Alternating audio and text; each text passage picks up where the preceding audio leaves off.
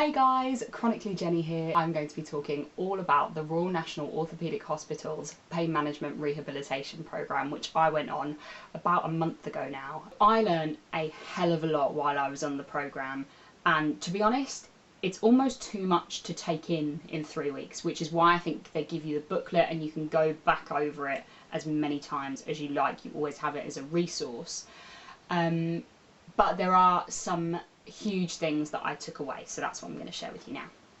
First thing is I can exercise.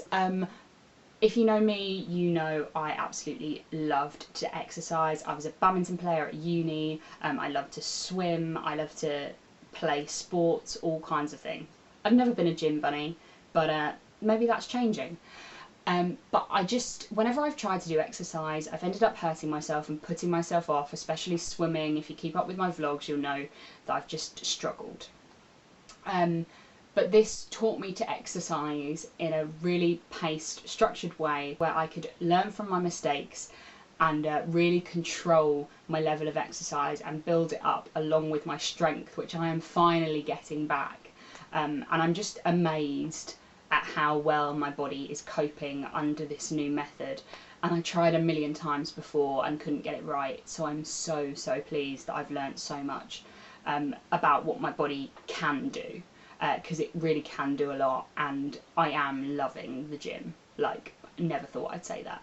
For me personally, with my physio, it was a lot more about trying to get back into the exercise I do generally, like badminton. But I did also get a lot of exercises, which have been printed out on this nice little cheat sheet for me, and it's just got general advice of what to do and what to do if things go a little bit wrong. But mainly I do all these exercises at the gym, and I found that's what was difficult for me before with physio, is I'd kind of do it a bit hit and miss, like when I felt like it, just in my room, and it wasn't working. Now I use it as part of my workout. It means I do them, and I do them regularly, and they're helping me. And I'm getting stronger.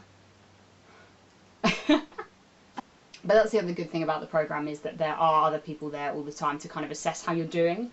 And I think that was also what was most helpful for me, because I was monitoring exactly what I was doing every day, so that if I had a flare, I could instantly see what I'd done the day before, which might have caused it, and step that back. And I learned how to do exercise in a paced way. The second thing I learned is the importance of goals, and setting goals and reviewing goals and trying to keep to them. As I say, my exercise and my communication, I think, is going really well at the moment. My relaxation is harder, and you know, Beverly over at Misadventure always tells me off for not taking things slow and doing too much, and I know I do it, but I think I'm trying, I'm learning. But yeah, I think it's been really important for me to see what my goals really are, and I think that will be even more interesting in October when we go back to do our 9-month goals for next summer, as to where I want to be and what I want to have achieved, especially when I've graduated by the time we do that, so that's going to be a little bit crazy. The third thing is that I learned a hell of a lot about communication, because I tend to vent and talk to you guys about it if I've got a problem, and that's really, you know, struggled, and that's really meant that some relationships have been a bit of a struggle, because people just don't understand, and I can't find a way to talk about it without getting upset sometimes. But also, if I'm in a lot of pain, I get aggravated, and the last thing I want to do is have a conversation about how much pain I'm in and what I can't do at that particular moment. So one of the main things that I'm going to try out is these new traffic light bracelets. So I'm going to try them out at uni. I've made these myself. If after hearing about them you would potentially like them, let me know in the comments and I will put them up on my Etsy store. So basically it's a traffic light system of bracelets, red, yellow, green, and I'm going to explain to all my friends and family what each one means to me. So if I'm having a bad flare-up, I'll wear the red bracelet, and I'm going to be able to do less than I usually do. Yellow is going to be a pretty average day where I'm feeling okay, but I shouldn't push it because I don't want to push it into a flare-up. And green is going to be, I'm having a really good day, I'm feeling great, I can do a little bit more than I usually do, but I'm not going to do too much because, again, I don't want to push it into a flare-up. But I don't want to be afraid to use this green bracelet because I've tried this before and I've just ended up on yellow all the time and it's pointless. So I'm going to really try and use these, and then people will be able to see externally how I'm feeling without me having to explain how I'm feeling all the time, when I might look really well but feel really rubbish. The next thing I learned is that pain doesn't always equal damage. Sometimes it does. If you've dislocated something or subluxed something, it's going to hurt and something is out of place. But it doesn't mean that the longer it's out of place, the more damaged it's going to get, necessarily. Obviously, that is a slightly different ball game. But if I'm in a flare-up, it doesn't mean something is wrong or something is newly wrong. It just means that my body is sensitive to the stressor that has caused the pain, and it's sending all these signals to put me in more pain. I'm going to link some videos down below that explain all about the reasons we might feel pain and the reasons that our pain can be more exacerbated without any real reason down below. They're really good, insightful videos. Watch them, show your friends and family. It really helps to understand chronic pain and why it's a problem.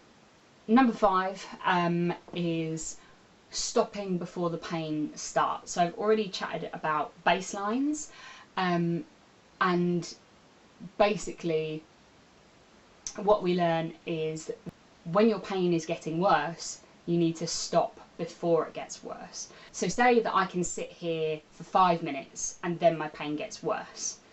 It means that I should only be sitting here like this for 4.5 minutes, or roughly that, until I move, fidget, do something else.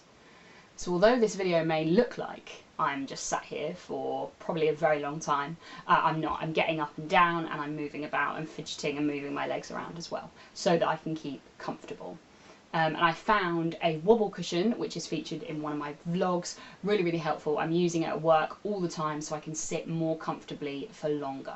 The final thing I learned is about pacing, which I think I've talked about so much throughout this video because it is so important, and how to build things up and not just be like, right, I'm going to play half hour of badminton and expect to feel good the next day. You don't.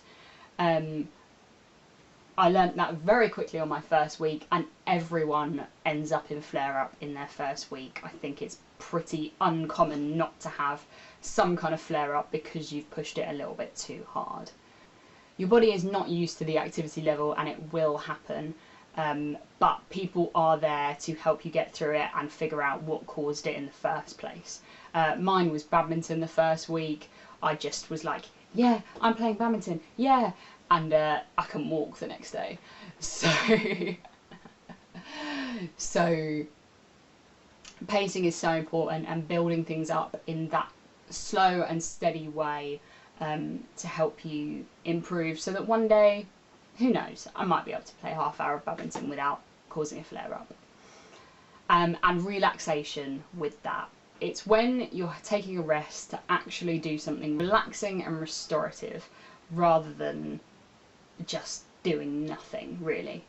And I know I've tried with Headspace a lot and it didn't really work for me, but there are plenty of other things that I'm looking into and going to try to help me out with my pain, but also just my general stress and anxiety levels, especially when I go back to uni.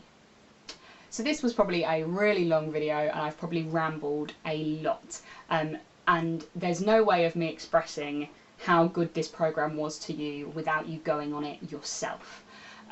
If you are going on it, I hope you've learned a little bit about what to expect, and if you aren't going on it, if you're in other countries, I hope you've learned a little bit about the ideas and techniques that you might want to try or bring to your physio or occupational therapist to kind of talk about and discuss and see if you can work on to help you move forward. Thank you very much for watching this video, guys. It's been so nice to chat to you. If you've liked this video, please give it a thumbs up, and if you want to see more from me, please hit subscribe. I always love hearing your comments, and I'd love you to let me know your experiences of the Stanmore 3-week program if you've been on it, but also let me know any videos you'd like me to do in future. I will see you soon, guys.